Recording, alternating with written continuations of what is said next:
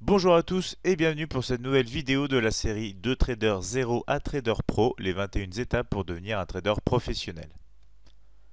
Nous allons dans un premier temps voir les avertissements liés au risque de trading. Le Forex et les CFD sont des instruments financiers présentant des risques élevés qui peuvent entraîner des pertes supérieures à votre investissement initial. Cette présentation et la vidéo qui l'accompagne sont uniquement destinées à des fins d'information et d'éducation.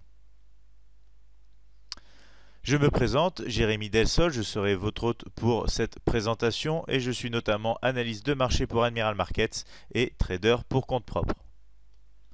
Alors, nous sommes toujours dans la partie A, connaissez votre marché, c'est le deuxième jour, donc la deuxième vidéo, intitulée Choisir les produits pour mieux les trader.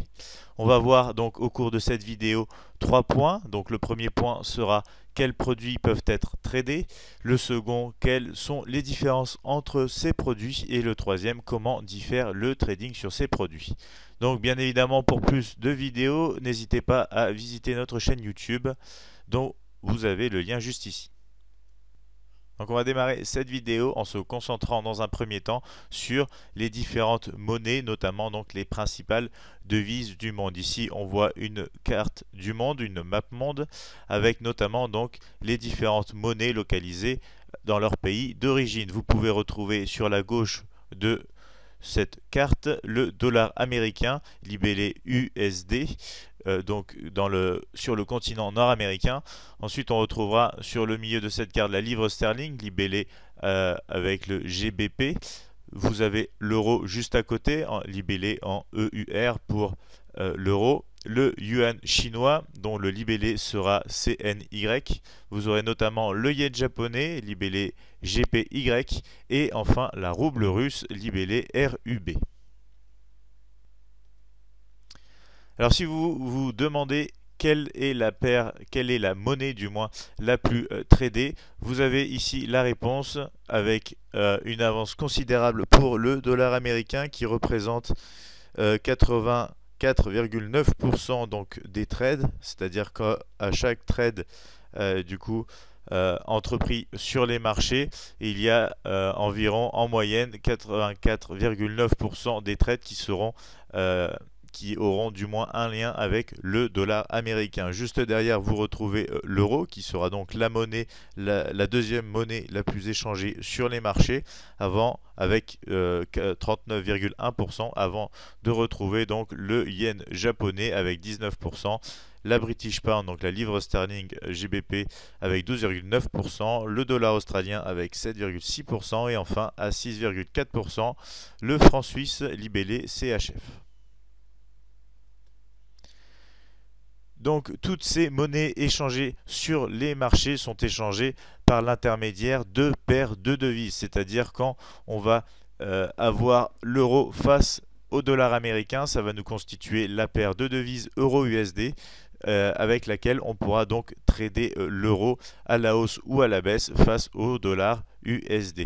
Donc ici vous pouvez voir que nous avons un bid et un ask. Donc le bid sera donc le niveau d'achat si vous souhaitez acheter donc par exemple la paire euro-USD, et l'ask bien sûr le niveau de vente pour cette même paire.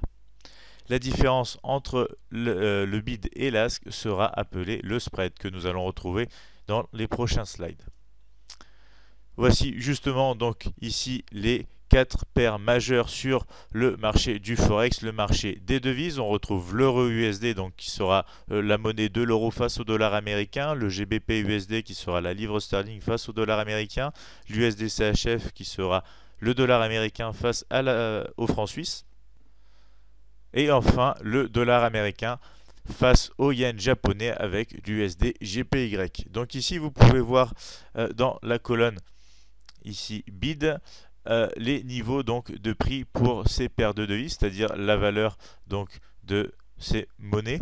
Vous avez une colonne bid et une colonne ask, et la différence entre donc ces deux colonnes sera ici en plein milieu le spread. Par exemple, nous aurons ici un spread de 1,3 pips. Alors si vous vous demandez qu'est-ce qu'un pips, un pips c'est tout simplement une variation sur la valeur. Par exemple, si je prends la monnaie, la paire de devises plutôt euro-USD, sa valeur actuelle est de 1,1268. avec un spread de 1,3.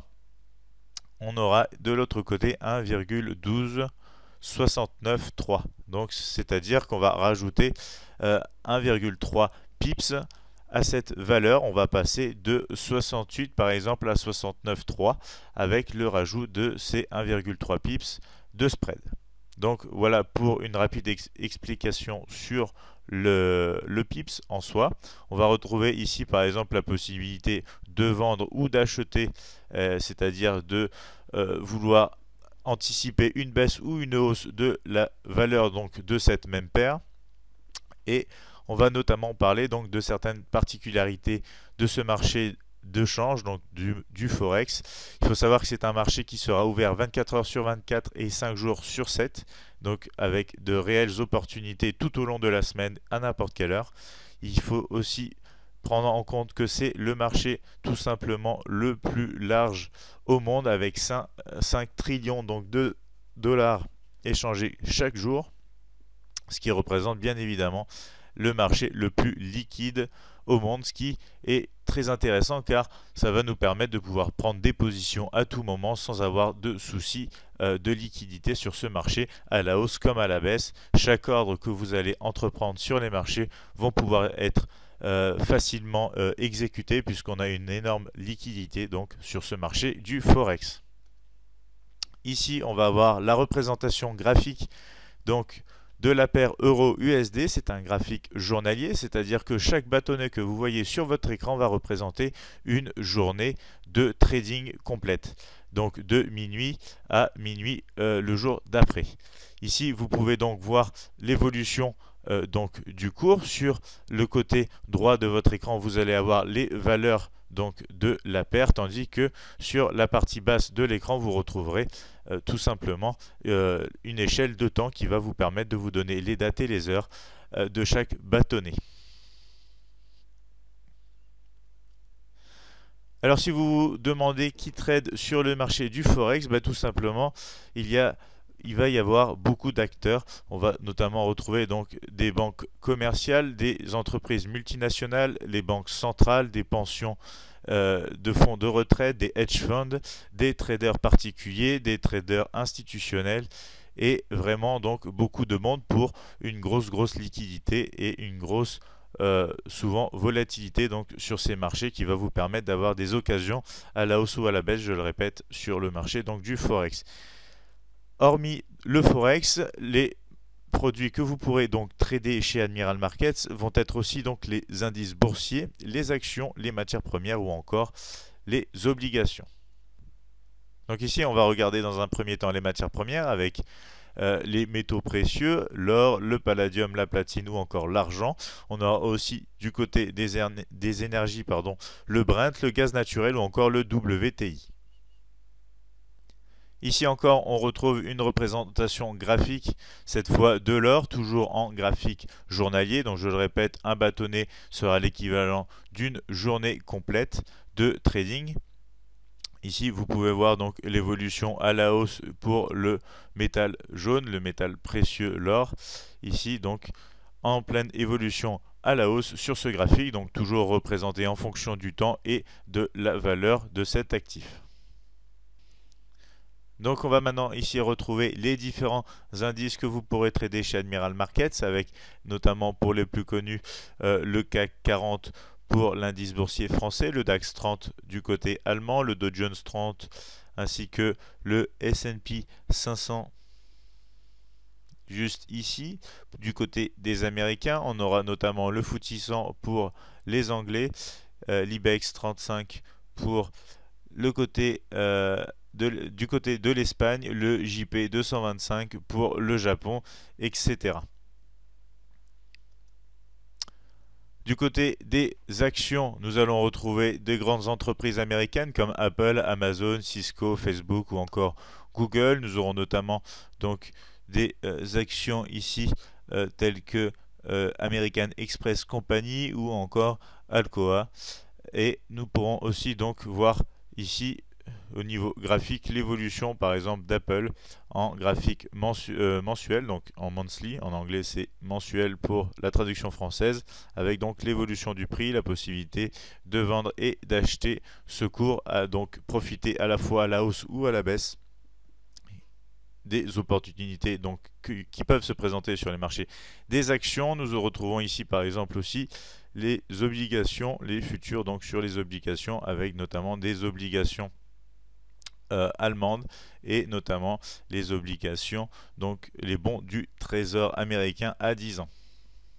On va voir maintenant donc un rappel des différents instruments que vous pourrez trader chez Admiral Markets. Donc certaines caractéristiques notamment sont spécifiques à chacun de ces instruments, donc notamment au niveau des effets de levier. Il faut rappeler que le Forex a un effet de levier de 1 pour 500, c'est-à-dire que vous pourrez placer sur les marchés l'équivalent de 100 000 euros avec seulement un compte à 200 euros, car bien sûr chez Admiral Markets, vous pourrez ouvrir un compte avec seulement 200 euros pour démarrer votre trading sur le Forex.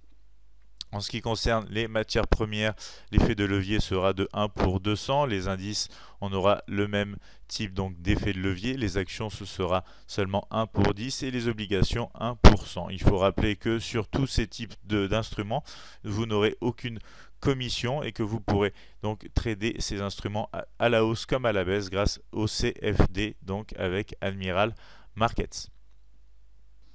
Alors on va maintenant parler de comment générer des profits tout en limitant ses pertes. Ici, vous allez pouvoir voir l'exemple d'une situation d'un marché qui est en pleine hausse, donc dans une tendance haussière, avec ici une position à l'achat exactement sur ce point ici que je vous montre à l'instant même, et notamment donc une poursuite du mouvement à la hausse avant de pouvoir retrouver ici un point où nous déciderons donc de vendre ici la paire de devises concernée. Donc, voici comment fonctionnent les marchés. On aura des tendances à la hausse, on aura des tendances à la baisse et on va devoir donc chercher des opportunités pour rentrer dans ces tendances à des endroits stratégiques et notamment à des endroits qui vont nous permettre de risquer un certain montant. Comme vous pouvez le voir ici par exemple sur l'écran, vous allez avoir risque marqué à 30 pips pour essayer d'aller attraper, d'aller chercher un mouvement plus grand pour générer des profits plus grands que ceux que vous aurez risqués. Donc par exemple dans l'exemple que vous avez sous vos yeux, on a un risque de 30 pips et on va aller chercher 53 pips. C'est-à-dire qu'on va aller chercher plus que ce qu'on aura risqué donc sur cette position. Donc ici nous allons décider d'acheter, donc d'anticiper une hausse donc du prix. Nous achetons ici avec un stop donc plus bas de 30 pips et nous allons chercher un mouvement de 53 pips. Donc c'est vraiment la mentalité, c'est vraiment le mécanisme qu'il va falloir retrouver dans une stratégie de trading profitable afin d'avoir les probabilités de succès de notre côté, c'est-à-dire qu'à chaque fois qu'on risquera 30 pips, par exemple on voudra aller chercher plus de 30 pips, voire 50 pips, voire même 60 pips, qui représentera à ce moment-là un risque reward, donc un risque par rapport au profit anticipé de 2. Donc c'est une logique qui sera profitable dans un système de trading, dans une stratégie de trading. Donc pour revenir sur les bases, par exemple lorsque vous anticiperez donc une hausse du prix, vous allez donc cliquer sur votre plateforme sur la case buy avec un nombre de lots, je veux dire, déterminé à l'avance.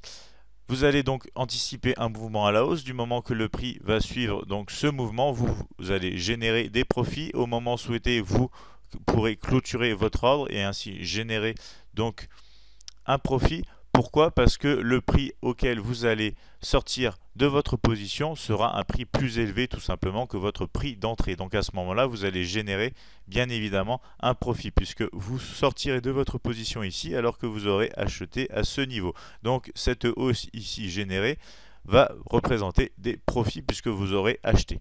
En revanche, ici, si vous décidez de vendre le marché avec l'anticipation donc d'un mouvement baissier et que le prix continue de monter, vous allez avoir une perte puisque le prix auquel vous serez rentré sur le marché est un prix plus bas que le prix auquel vous allez sortir alors que vous aurez décidé de vendre ce marché. Donc ça va générer ici une perte. Comme je vous l'ai dit donc précédemment, du moment que vos pertes seront plus petites que vos gains moyens en général, vous aurez très certainement un système profitable et une stratégie donc de trading profitable. Donc je vous rappelle les moyens de nous contacter. Vous pouvez tout simplement nous appeler au 01 83 75 48 97 ou nous envoyer un mail à support@admiralmarkets.fr ou encore bien sûr nous retrouver sur notre chaîne YouTube ou encore notre page Facebook. Vous pouvez notamment aller sur notre site internet www.admiralmarkets.fr. Encore merci de votre attention. On se retrouve très vite pour la prochaine vidéo, la vidéo numéro 3 donc de cette série de traders 0 à traders professionnels. Merci à tous.